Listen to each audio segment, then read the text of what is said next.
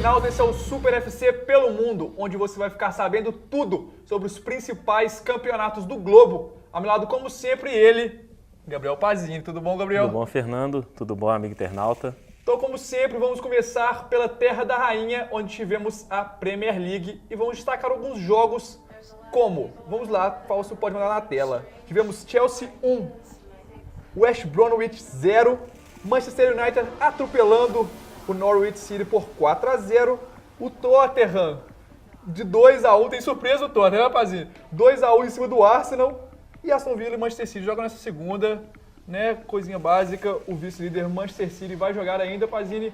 Vamos começar então pelo mais divertido, Pazini. Tottenham 2-1 em cima do Arsenal, não podia ser por menos, parabéns, Leandro Cabido.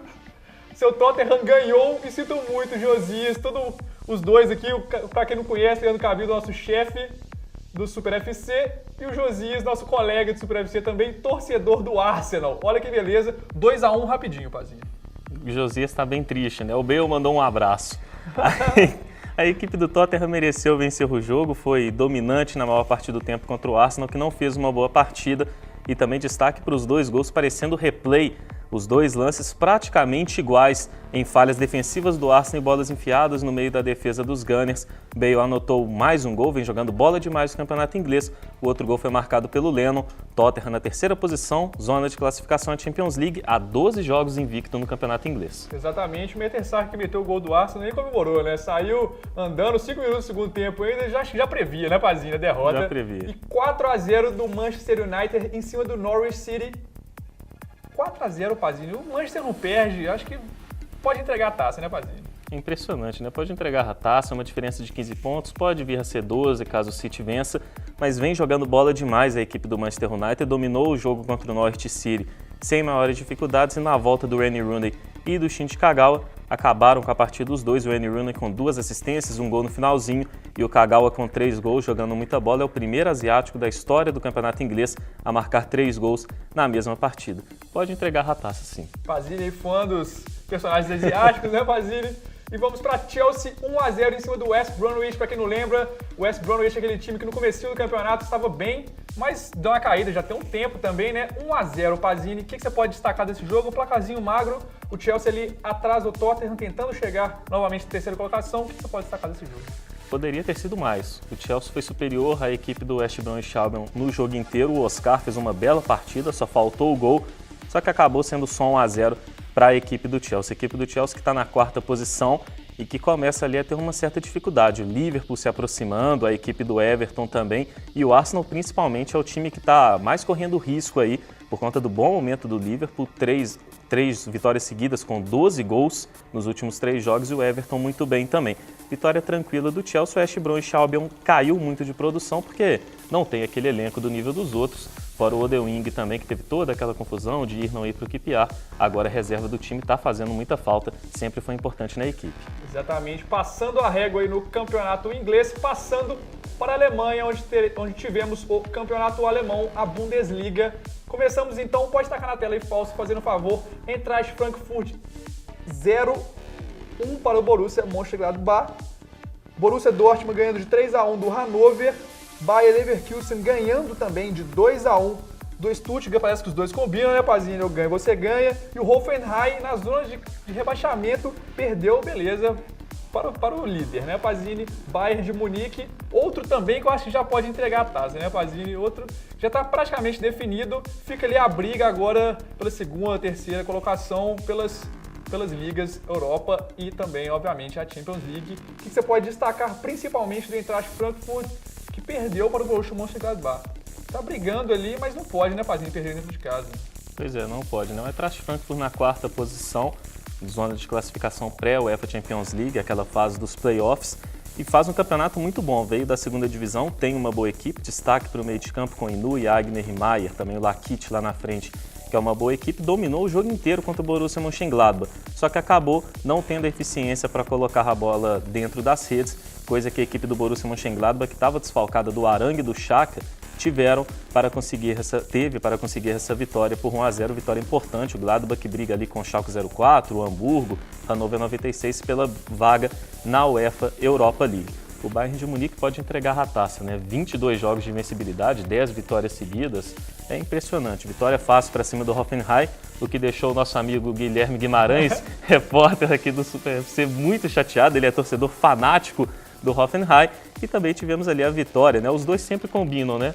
O Leverkusen vence, o Dortmund vence também, as equipes empatam. Uma vitória tranquila do Borussia Dortmund com 2 gols do Lewandowski, artilheiro do campeonato alemão com 16 gols, ao lado do Kiesling, do Bayer Leverkusen, que também marcou seu gol na vitória do Leverkusen. E o destaque ali para o Hannover, perdeu o Ruzitz, aquele jogador que a gente elogiou um programa atrás, e perdeu porque ele foi bater um pênalti e se contundiu batendo o pênalti marcando o gol. Que beleza, que beleza. Né, e lembrando você, internauta, que o Borussia Dortmund está ali com 46 pontos, um abaixo apenas vem o Bayer Leverkusen. Então essa briga pela segunda colocação bacana, mas eles têm aquele combinado, né? Quando um perde, outro perde, quando um empata, outro empata.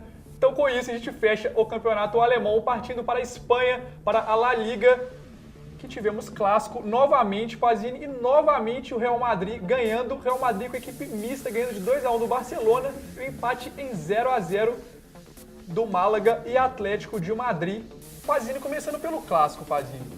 Clássico, o Real Madrid poupando algumas peças, pensando já na Champions League, e conseguiu, mesmo assim, ganhar de 2-1. Beleza que o Barcelona está ali na frente, com uma larga vantagem, mas chega a assustar, Pazini.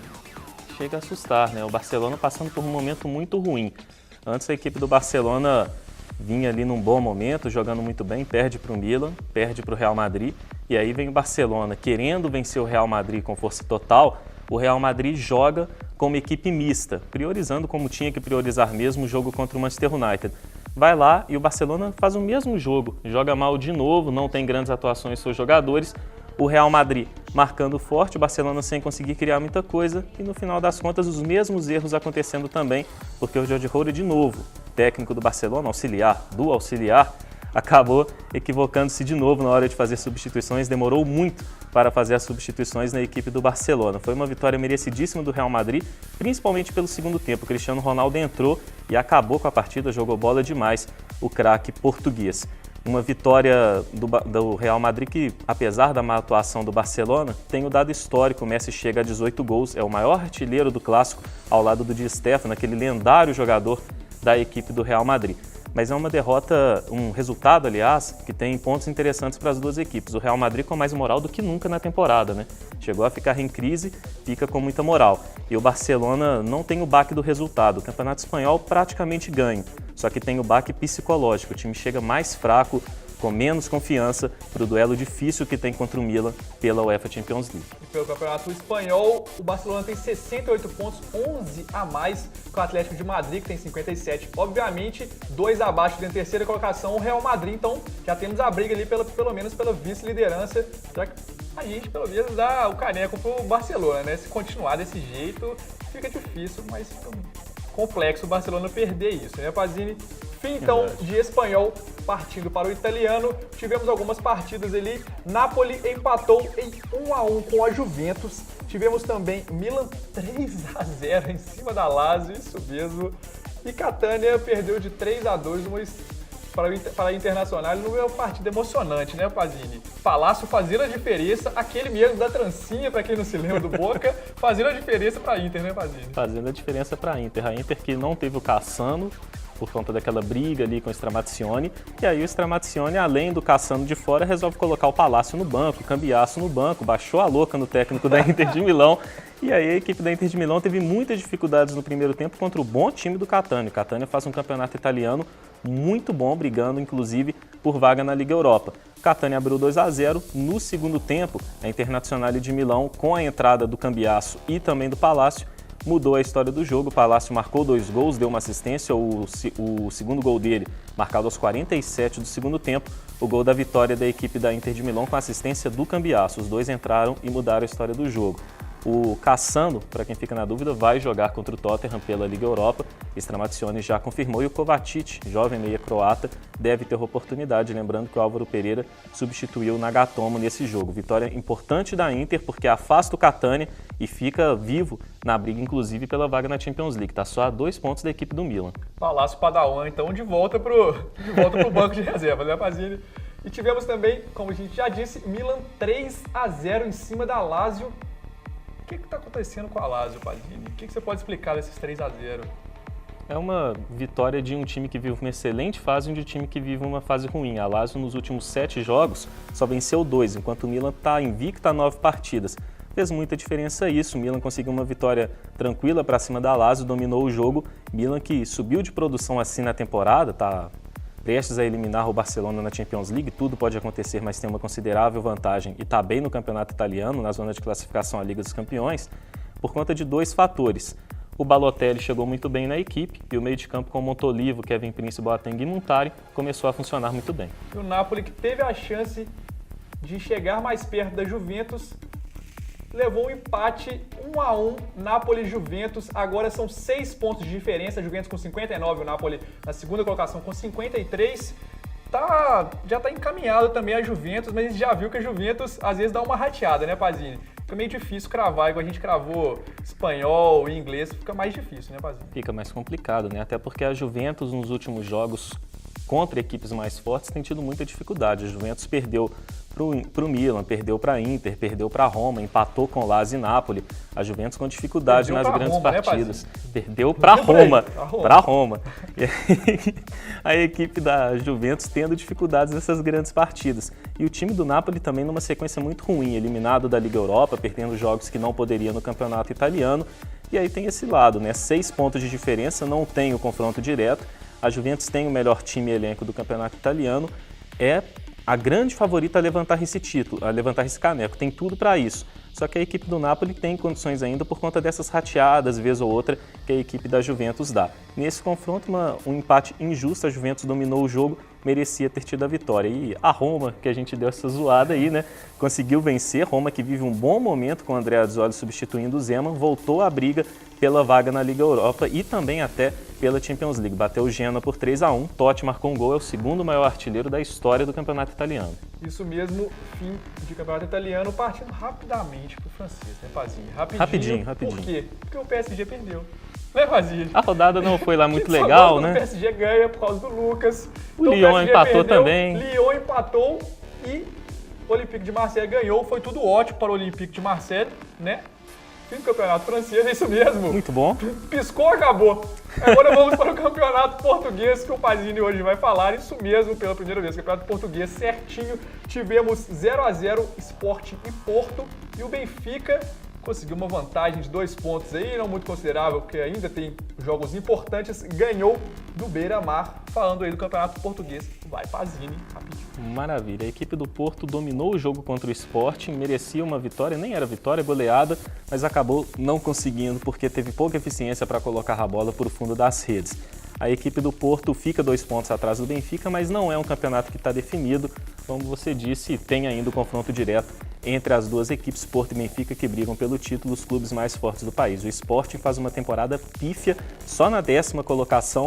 O time investiu muito, não deu retorno e, além de não ter dado retorno, muitos jogadores saindo e a diretoria do Sporting, toda a diretoria, se demitiu para ter noção da várzea que está o Sporting nessa temporada. Ziza, né? Lembrando dos Ziza e atleticanos, Ziza. Isso mesmo, fim de campeonato português. Vamos para o Pazini Responde. Isso mesmo, o Pazini Responde com 2 perguntinhas aí da Champions League. Vamos começar então com a primeira do Bruno Gonçalves, de onde que ele é? De Belo Horizonte. Taca na tela aí, Fausto, fazendo um favor, vamos lá. Em que você apostaria, Pazini? Vamos lá. Manchester United ou Real Madrid? Já está batida essa pergunta, mas vamos lá. É certo falar que o United saiu no lucro contra o Real? E quem foi o melhor jogador em campo no Bernabéu naquela partida passada? O que você aposta aí, Pazini? Pois é, eu aposto na equipe do Manchester United. O Manchester United tem uma equipe muito forte, decide em casa, teve aí no fim de semana as voltas do Rooney e do Kagawa jogando bola demais, como a gente viu.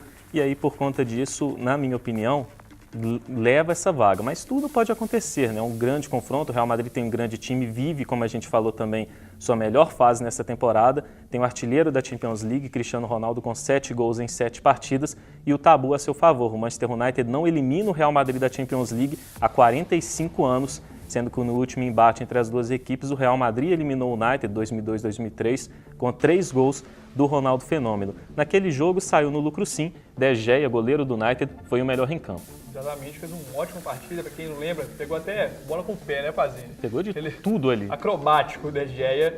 E partindo para outra pergunta, lá de Uberlândia, o Renan, na tela aí de novo, falso, porque esse tem elogios, né, Pazini? A gente gosta muito de elogios. A gente Pazini, adora elogios. quem que é o favorito entre PSG e Valência? Confronto meio difícil aí, né, Pazini? Difícil também de ver às vezes. E parabéns pelo programa, muito bom mesmo. PSG e Valência, vamos lá. Vai encerrar, Maravilha.